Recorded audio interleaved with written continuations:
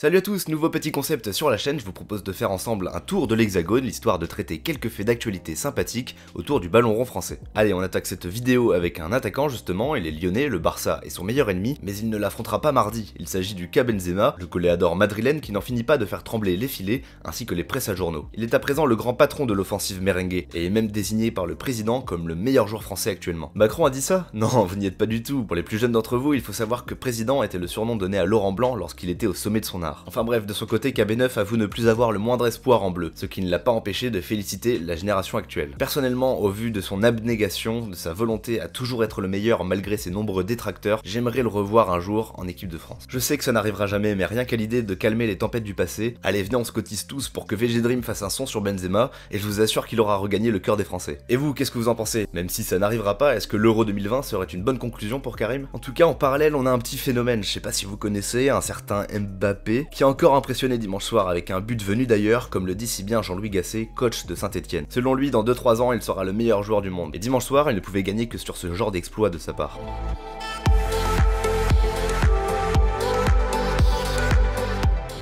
De son côté, Marseille retrouve des couleurs avec un Balotelli des plus chambreurs, et on le sait, c'est toujours bon signe quant à son rendement sur le terrain. Avec 3 buts marqués en 4 matchs, c'est sûr, Mitroglou est bel et bien oublié. Allez, on reste aux avant-postes, mais cette fois-ci du côté de la Principauté qui sort enfin de la zone rouge, grâce une nouvelle fois à son chevalier Gelson Martins. L'occasion pour moi de vous poser la question suivante, est-ce qu'on tient là le sauveur de Monaco? Pour moi en tout cas, je pense qu'il s'agit de la meilleure recrue de notre championnat cet hiver. Mais ce qui est vraiment beau dans la Ligue des Talents, c'est que l'on peut désormais s'attendre à la venue de presque n'importe quel grand nom de notre sport préféré. On a quand même dernièrement reçu Ibra, Beckham, Falcao, Ancelotti, Buffon et tant d'autres que je ne peux pas citer sans risquer de vous perdre à la longue. Sincèrement, auriez-vous imaginé un jour une interview de Paga en 5 langues imaginaires auprès de Neymar? Fais le tout, hein?